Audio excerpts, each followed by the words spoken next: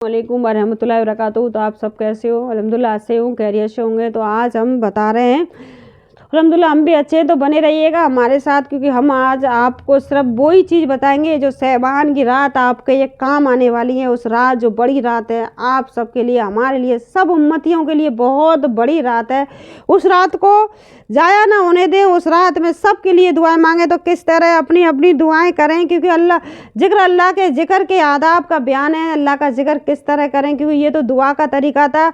हमें किस जगह कैसे इस जिक्र करना है अल्लाह का वो जान लेते हैं।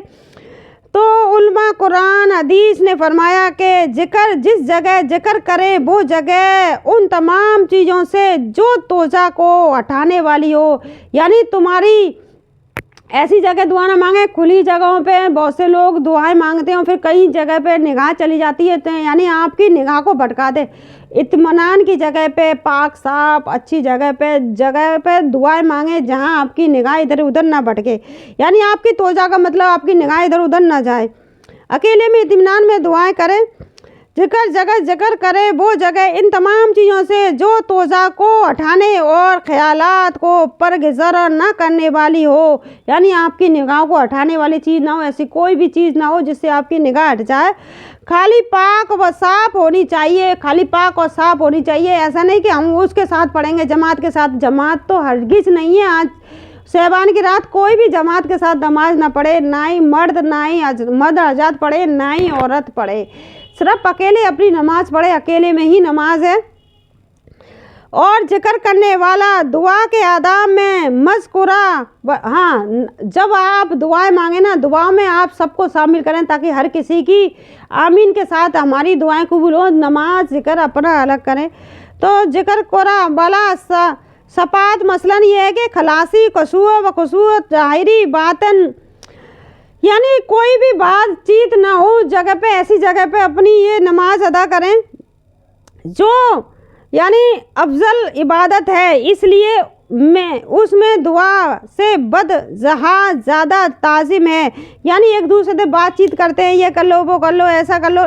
एक दो दिन पहले आप बता दें कि आपको ऐसा करना है, वैसा करना है, तो और अपनी अपनी दुआ में मशगूल हो जाए। अपनी अपनी निफिल नमाज जो तस्वीर पढ़ रहे हैं, दरूद शरीफ पढ़ रहे हैं, इस्तिग़फ़ार पढ़ रहे हैं, उसमें इस तरह पढ़ें कि हज़रत सल्लल्लाहु अलैहि वसल्लम को ये पहुंच जाए उस हकीकी के साथ। उसमें हमारा कोई फ़ायदा नहीं है। हज़रत सल्लल्लाहु अलैहि वसल्लम हमारे लिए तो वैसे ही फ़ायदे की चीज़ है। वह एहतराम और एहतियात व एहतमाम की ज़रूरत है। और जिक्र का कामना और ज़बान बिल्कुल पाक व साफ़ होनी चाहिए। यानी झूठ में शामिल नहीं होने चाहिए। ज़बान बिल्कुल पाक साफ़ होनी चाहिए। अगर किसी चीज़ मुंह में किसी चीज़ की वजह से, आपकी प्याज की वजह से, लहसुन की वजह से, ये कच्ची प्याज खाते हो, लहसुन खाते हो, उस टाइम खाना बहुत बनता है, बिरयानी बनती है, खा पी के आप मस्त हो जाते हो, तो उस टाइम कच्ची प्याज ना खाएं, लहसुन ना खाएं। इससे आपके मुंह में बदबू आएगी, तो फरिश्ते आपके करीब नहीं होंगे। मिसवाक ज़रूर कर लें, उस टाइम मिसवाक करें करके इसको ज़रूर दूर कर लेना। जो चीज़ आपने खाई है उसे मिसवाक करके, मिसवाक की खुशबू से फरिश्ते करीब होते हैं। अगर किसी जगह बैठकर जिक्र कर रहा हूँ तो यानी किबला की तरफ होना चाहिए। और अगर आप दरूद शरीफ भी पढ़ रहे हो तो मुंह किबला की तरफ होना चाहिए। दरूद शरीफ पढ़ते हुए भी हमारी तमाम दुआएं कबूल होती है। तो सुकून व इत्मीनान व करार, एहतमाम और दिल की पूरी तोज़ा के साथ जिक्र के लिए बैठे, पूरे सुकून और इत्मीनान के साथ जिक्र के लिए बैठे। और जो भी जिक्र करे उसके मायने मकबूल को अच्छी तरह समझ लें। जो भी जिक्र करें उसके मानों को अच्छी तरह समझ लें क्या सही है। इसीलिए हमने कहा कि दरूद शरीफ पढ़ें। दरूद शरीफ का माना बहुत अच्छा है। इस्तिग़फ़ार पढ़ें, बहुत बढ़िया है। और कलमा पढ़े पहला, बहुत अच्छा है। सुभान अल्लाह, यानी सुभान अल्लाह अल्हम्दुलिल्लाह अल्लाहु अकबर, ये पढ़ें, ये बहुत अच्छा है। ये तो सलातुत तस्बीह में भी पढ़ जाएगा। तो इन और गौर व फिक्र करें। और अगर किसी जिक्र में मायने ना जानता हो तो किसी आलिम से दरियाफ्त करें। अगर आप कोई दुआ ऐसी पढ़ रहे हैं जिसका माना आपको पता नहीं है, तो उस आलिम से उसकी दुआ का ज़रूर मायना जान लें, ताकि आपको वो आलिम बता दे कि इस दुआ का ये मतलब है। कोई भी ऐसी दुआ ना पढ़ें जिसका मतलब आपको आता नहीं हो। और समझ लें और तादाद ज़्यादा करें कि ख्याल से जल्दबाजी ना करें। यानी तादाद ख्याल करने की बाजी से, यानी हमारी इतनी तादाद हो जाए, इतना ज़्यादा हो जाए, उतना ज़्यादा, उसमें जल्दबाजी ना करें। इत्मीनान के साथ ही अदा करें। चाहे 2 रकात नफिल पढ़ें, चाहे आप जितनी भी आपको हो जाए मुनासिब उतनी पढ़े, लेकिन जल्दबाजी ना करें। इसीलिए उलमा ने कलमा तैयबा के जिक्र ला इलाहा इल्लल्लाहु में अल्लाह के यानी इसके खूब अच्छी तरह खींचने का और इल्लल्लाह पर जोर दिया है कि खींच कर अच्छी तरीक़ा से पढ़ें कलमा को। ला इलाहा इल्लल्लाह ऐसा नहीं, खींच कर पढ़ें ला इलाहा इल्लल्लाह, यानी तस्बीह लगी हुई है तो ला इलाहा इल्लल्लाहु। तो इस तरह पढ़ना, सही तरीक़ा से पढ़ना मुस्तहब है। और फरमाया और जो भी जिक्र सारी उलमा सलातु व सलाम से साबित है, खवा वो वाजिब हो खवा मुस्तहब हो, यानी सही हो, जब तक उसको ज़बान से इस तरह अदा ना करें, खुद सुन लें और वक्त करें, यानी जो भी आप करें अच्छी तरीक़ा से सुनकर करें। तो जो भी जिक्र अल्लाह ताला यानी अस्सलातु वस्सलाते साबित है, यानी वसल्लम जो साबित है, जब तक आप मन में जो चीज़ कह रहे हो उसका कोई मतलब नहीं है। यानी जब तक हमारे ज़बान से इतना ना हवाएं निकल जाए कि हम सुन लें, हमारे कान सुन लें, उस चीज़ का महत्व है। तो चलिए जान लेते हैं। जो भी जिक्र रुकू अस्सलातु वस्सलाम से साबित है, खवा वाजिब हो खवा यानी सही है, जब मुस्तहब सब तक उस जिक्र को ज़बान से इस तरह अदा न करे कि खुद सुन ले, उस वक्त तक उसका कुछ एतबार नहीं है। जब तक आप खुद ना सुन ले, यानी आपके कानों तक ना चली जाए, उसका कोई भी एतबार नहीं है। यानी आप कुरान शरीफ की तिलावत कर रहे हो, एतबार नहीं है। यानी दिल में सोचना जिक्र नहीं कहलाता, दिल ही दिल में सोचना जिक्र नहीं कहलाता। तो और सबसे ज़्यादा फजीलत वाला जिक्र कुरान अजीम है, सबसे फजीलत वाला जिक्र कुरान अजीम है। यानी कुरान शरीफ को इस तरह पढ़ना चाहिए जब तक हमारी ज़बान से, यानी हमारे साइड में जो बैठा है बंदा वो सुन ले और हमारे कानों तक पहुंच जाए, ताकि फरिश्ते उन जो हमारे आसपास हैं उन तक ज़रूर हमारी आवाज़ पहुंचनी चाहिए। हम कू कू कू कू करके पढ़ते हैं, उसका कोई मतलब नहीं है, क्योंकि फरिश्ते उस टाइम हमारे पास इतने करीब होते हैं, उन तक ज़रूर हमारी आवाज़ पहुंचनी चाहिए। तो इतनी आवाज़ में होना चाहिए, बहुत बुलंद आवाज़ भी नहीं होनी चाहिए। तो इनका जिक्र मतलब ये बताने का खसूसी मतलब यही है कि आप उस रात में जो जिक्र करते हैं इस तरह नहीं करनी है, ताकि आपकी जिक्र अल्लाह आपका कबूलियत में जाए, अल्लाह ताला आपके जिक्र को कबूल करे। और अल्लाह जो हमारे पास जो फरिश्ते करीब होते हैं ना, उनके कानों तक ज़रूर जानी चाहिए कुरान शरीफ की तिलावत। और इतनी बुलंद आवाज़ में नहीं पढ़नी है, इतनी भी पढ़नी है कि आपके कानों तक पहुँच जाए।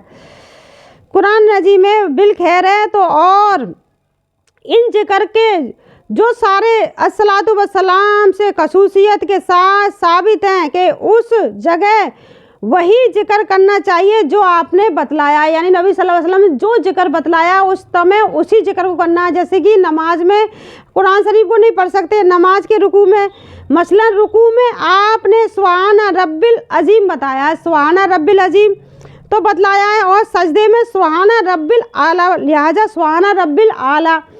तो लिहाजा रुकू और सजदे में यही पढ़ना चाहिए। रुकू और सजदे में आप कुरान शरीफ की तिलावत नहीं कर सकते, तो पढ़ना चाहिए। इसीलिए आपने रुकू और सजदे में कुरान पढ़ने से मना फरमाया है। यानी आप सल्लल्लाहु अलैहि वसल्लम ने जो बताया उस पर अमल करना है, और इस तरह से अमल करना है जिस तरह से बताया उस तरह से, ताकि वो रात की जो इबादत हमने की है वो इबादत अल्लाह तक ज़रूर पहुँच जाए। यानी फरिश्ते हमारे सारे जो हम जितने भी अमल अच्छे नेक अमल करें वो सारे फरिश्ते हमारे अल्लाह रब्बुल तक ले जाएं, सारे अमलों को तो उठा लिए जाएं, हमारे सारे अमल इस तरह करनी है। तो और जिक्र अल्लाह की फजीलत तहली ला इलाहा इल्लल्लाहु और तस्बीह पढ़नी है सुभान अल्लाह, यानी इसकी बहुत ज़्यादा कसरत से पढ़नी है। कलमा पढ़ना है, सुभान अल्लाह पढ़ना है, दरूद शरीफ पढ़नी है, इस्तग़फ़ार पढ़नी है।